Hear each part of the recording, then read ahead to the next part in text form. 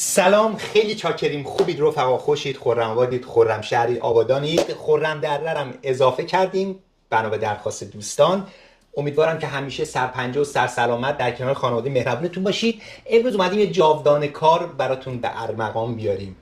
امروز اومدیم براتون گولیچ یا همون نان خوشمزه یا شیرینی خوشمزه پاسکا بزنیم. ببین میخوایم چیکار بکنیم. شنور هاور سوپ زادیک. عید پاک مسیحیت بر همگی مبارک. بزن بریم برای تهیهش. ببین دیوونه بازیه. برای شروع کار ما احتیاج داریم به یه استارتر قوی. 250 میلی لیتر شیر. دمای شیرمون باید 38 درجه سانتیگراد باشه و شیر ما باید ولرم باشه.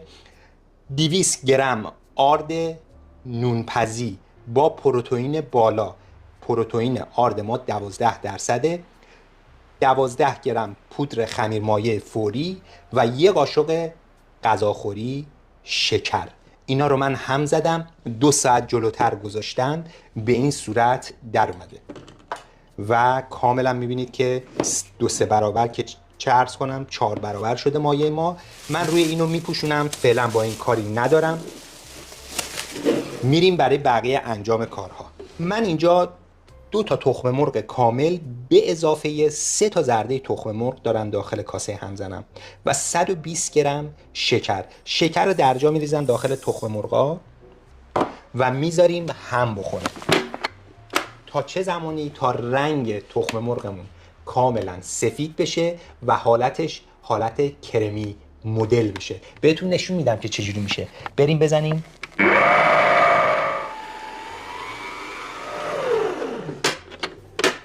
دوستان، زدن تخم مرغ توی این مرحله خیلی مهمه، دقت کامل داشته باشید. ما باید به یه همچین بافت کرمی و سفید رنگی از تخم مرغ و شکرمون برسیم. یه بافت خیلی سبک و سفید رنگ. بعد از اینکه تخم مرغا رو من زدم و حالت گرفت، اینجا من 30 گرم عسل دارم همراه با پوست پرتقال و پوست لیمو ترش. نصف پوست پرتقال زدم، نصف پوست لیمو ترش زدم داخل 30 گرم عسل و اضافه میکنیم به مایمون. خیلی راحت بدون استرس. البته این پوست پرتقال و لیمو دل بخواهی میتونید بیشترم بزنید اگر طعم پرتقال رو دوست دارید داخل شیرینیتون یا کیک. این مایه عسل و پوست لیمو و پرتقالی که من زدم داخل تخم مرغ حکم چی رو داره؟ حکم اسانس طعم دهنده شیرینیمون رو داره که هرچی اینا با هم بیشتر استراحت کنه خوشمزه تر میشه. من از قبل نیم ساعت جلوتر این کار رو انجام دادم و عسلم کاملا طعمدار و خوشمزه شده. بعد از ریختن عسل و مخلفاتش داخل تخم مرغ، اینجا من این مایه استارتر خوشمزه رو و خوش قیافه رو میخوام اضافه کنم به تخم مرغ و عسل. بعد از ریختن استارتر من اینجا سریع همزنم رو عوض میکنم، میذارمش به حالت اینکه میخوام خمیر بزنم. اینجا من شروع میکنم آردم و 100 گرم 100 گرم به مایم اضافه کردن. من با 100 گرم آرد شروع میکنم. اول آردی که من در تمام مراحل استفاده میکنم آرد 12% پروتئین، آرد قوی، آرد استرانگ. بریم برای اضافه کردن 100 گرم دوم. قبل از اضافه کردن 100 گرم سوم به مواد، من اینجا 1/8 قاشق چایخوری وانیل تازه دارم اضافه میکنم به آردم. کسایی که آقایون و خانومایی که اسانس وانیل دارن به صورت مایع هست میتونن در جا زمانی که تخم مرغ رو دارن میزنن به تخم مرغ اضافه بکنن. بریم برای اضافه کردن 100 گرم سوم همراه با پودر وانیل.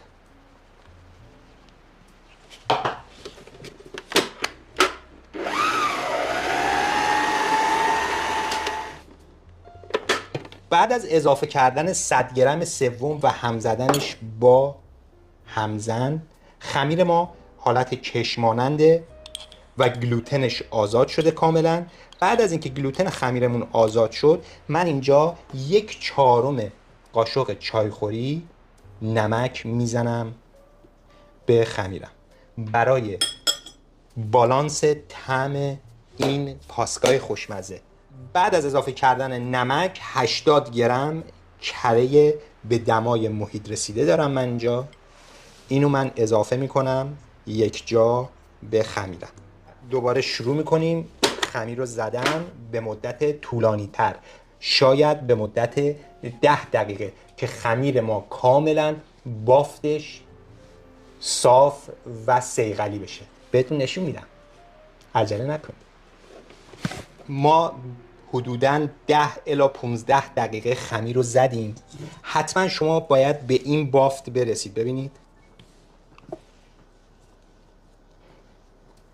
یه بافت شیشه‌ای و انگشتان دست از زیر خمیر باید معلوم باشه. به این بافت که رسیدید خمیر شما آماده است.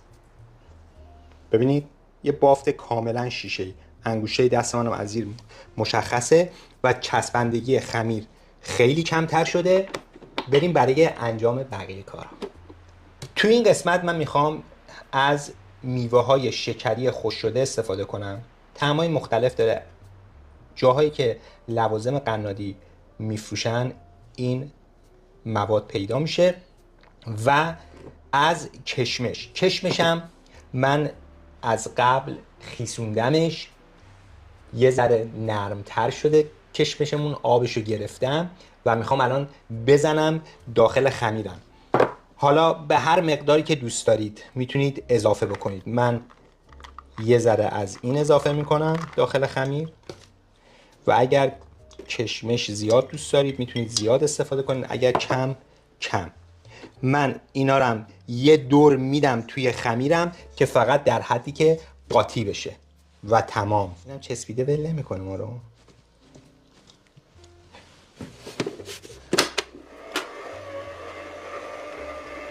خمیر ما آماده شد. من اینو میارمش روی میز کار. نکته بسیار مهم و داخلش کناراش 2 تا ستاره بزنید. مقدار آردی که من استفاده کردم برای این پاسکا 300 گرم آرد زدم داخل موادم و 200 گرم آرد از قبل زده بودم توی استارترم. پس جمعاً میشه 500 گرم آرد من استفاده کردم برای این پاسکای قشنگ. بریم گردش کنیم اینو.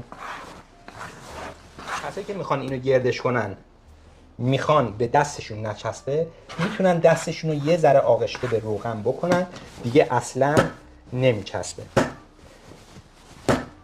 من خمیر رو جمعش میکنم، گردش میکنم.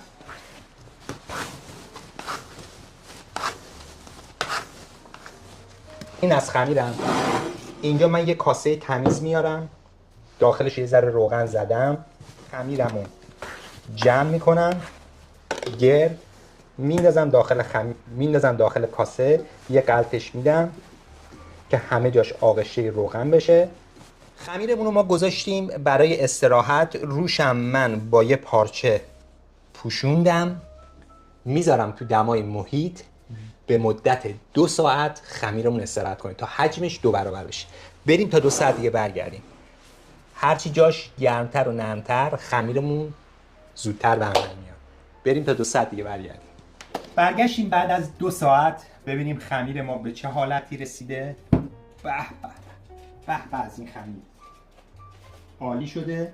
پفش بسیار به یاد ماندنی.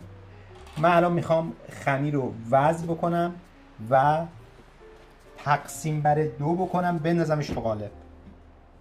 من بافت خمیرم به شما نشون بدم وقتی بعد اینکه پف میکنه خمیر ما، ببینیم به چه بافتی میرسه. حتما باید خمیرتون به این بافت برسه تا نتیجه خیلی خوبی به شما بده. یه بافت تار عنکبوتی داخل خمیرتون باید ایجاد بشه. من خمیر رو خیلی نرم از کاسه جدا میکنم. خمیر من جمعاً 1 کیلو 100 شد. من تقسیم بر 2 میکنم، تقریباً 550 گرم این خمیر، 550 گرم هم این خمیر. خمیرامو دوباره جمع میکنم، خیلی نرم، به خمیر فشار نمیاریم اصلا. خمیرا رو من جمع میکنم به این صورت. هرچی خمیر رو به سمت زیر جمع کنید خمیرتون فرمش قشنگتر میشه تو قالب. خیلی نرم و لطیف خمیر رو میکشید از دو ور میارید به سمت زیر. خمیرا رو میندازیم داخل قالب. خب من خمیرامو انداختم داخل قالب. اگر ارتفاع قالبی که شما میخرید کوتاه بود میتونید داخل قالبتون از کاغذ شیرین‌پزی استفاده کنید. ارتفاع قالب رو بیارید خودتون بالا که اگر خمیرتون بیش از حد پف کرد به لبه های قالبتون سرریز نشه و قشنگ و صاف بیاد بالا. بریم بذاریم برای استراحت دوم خمیرمون رو به مدت 1 ساعت دیگه استراحت کنن. این دوتا گوگولی بلا دیگه آماده پخته. من خمیرامو میبرم میذارم داخل فر خاموش که دما توی فر خاموش یکسان‌تره و خمیر ما زودتر توی فر خاموش به عمل میاد و روش هم در ضمن خوش نمیشه. اگر میخواید بذارید خمیرتون بیرون حتما روش یه چیزی بندازید که روش خوش نشه. پس من میذارم داخل فر. خمیرای ما توی قالب به پف لازم رسید و میبینید که این کاغذایی که من اضافه کردم دور قالبم چقدر به کمک ما اومد و خمیر ما از حالت عادیش خارج نمیشه. قالبی که من استفاده کردم قطرش هست 14 سانت و ارتفاعش 16 سانته و اندازه این خمیر برای این قالب عالیه. بریم بذاریمش داخل فر. دمای فر 180 درجه سانتیگراد. فر رو از قبل حتما روشن کرده باشید. قالبا رو میذاریم وسط فر بالا پایینم همزمان روشن به مدت 35 تا 40 دقیقه. آخرش هم یه سیخ میکنیم داخلش ببینیم پخته یا نپخته. بزن بریم ببینیم چیکار کردیم.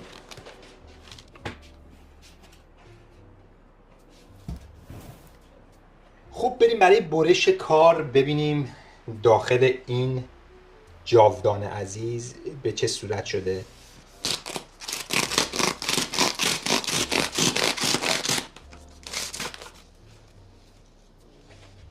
به به از این بافت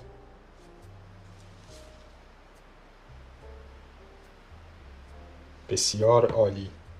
خب من یه تیکه از این زیبا چهره رو برای شما میبرم و بافتش رو با شما به اشتراک میذارم. اینم از نرمی کار ما، پاپوچی کار ما به قول ارامنه عزیزمون. عالی شده، عالی. یعنی پنبه باید بره جلو این واقعا بوق بزنه. خیلی چکش نرم شده. اینم از بافت کار که باید به این صورت ریش ریش باشه و به صورت پنبه زده شده. کیک نیومدیم بزنیم دوستان، ما اومدیم این بافت نون رو بزنیم که مخصوص نان پاسکاه و حتما باید ریش ریش باشه. امضای نان پاسکاه و گولیچ همین ریش ریش شدن این کیک خوشمزه است. یه ذرم میخورم براتون به سلامتی همتون.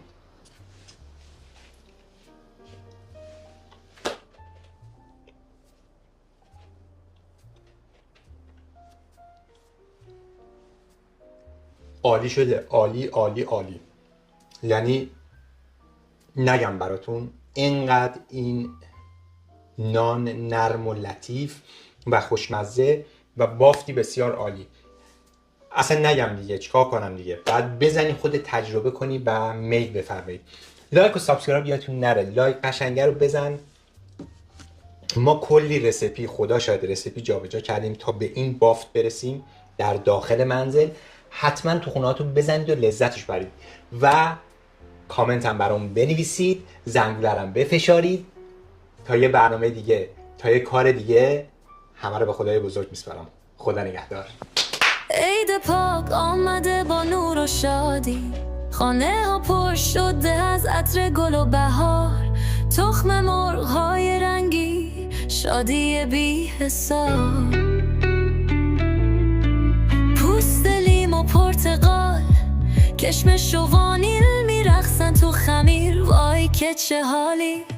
شف میدانچی با هنر بی‌نظیر میپزه پاسکار و مثل جادوگر پیر، پف کرده مثل اسفنج، پاپوک مثل حریر، هر تکه یه قصه، هر گاز یک رویاست. عیدو با این کیک میشه جاودان کرد، حتی قلب غمگین میشه شادمان کرد. حالا که دیدی این همه هنر، لایک و سابسکرایب یادت نره، کامنتم بنویس، این ویدیو رو بفرست برای همه رفیقات. با شف میدانچی هر روز عیده.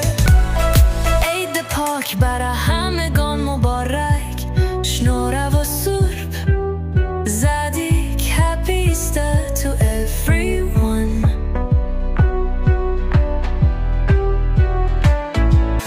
حالا که دیدی این همه هنر، لایک و سابسکرایب یادت نره، کامنتم بنویس، این ویدیو رو بفرست برای همه رفیقات. با شف میدانچی هر روز عیده.